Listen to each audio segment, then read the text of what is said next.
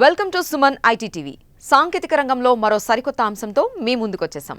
ఆ interesting topic ఏంటో చూసే ముందు సుమన్ ఐటీ టీవీని సబ్స్క్రైబ్ చేసుకోండి. టెక్ జైంట్ యాపిల్ నుంచి అదిరిపోయే న్యూస్. భారత్లో ఆపరేషన్స్ ఎక్స్పాండ్ చేయడం ద్వారా ప్రత్యక్షంగా పరోక్షంగా 6 లక్షల మందికి ఉద్యోగావకాశాలు కల్పించబోతున్నట్టు ఆ సంస్థ సంకేతాలిచ్చింది. నేషనల్ మీడియాలో వస్తున్న వార్తల ప్రకారం ప్రస్తుత ఆర్థిక సంవత్సరం ముగిసేలోగా ఇది జరిగే అవకాశం ఉంది. వాటిలో 2 లక్షల డైరెక్ట్ జాబ్స్ ఉండనున్నాయి. అందులో 70% మంది మహిళల్ని రిక్రూట్ చేసుకోవాలని యాపిల్ ప్లాన్ చేస్తోంది. కాగా ఈ సంస్థ కల్పించే ప్రతి డైరెక్ట్ జాబ్ ద్వారా మరో 3కి పరోక్షంగా ఉపాధి లభించనుంది. కోవిడ్ తర్వాత చైనాలో ఉత్పత్తిని యాపిల్ తగ్గించేసింది.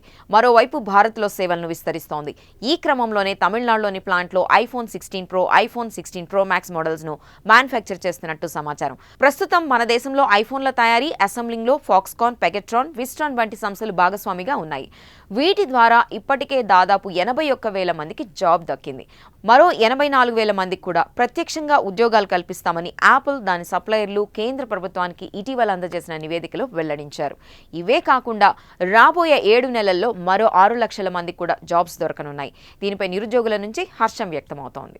చూశారు కదా, ఇవి టెక్ కి సంబంధించిన అప్డేట్స్. ఇలాంటి మరిన్ని విశేషాల కోసం సుమన్ ఐటీ టీవీని మిస్ కాకుండా చూడండి. Thank you for watching this video.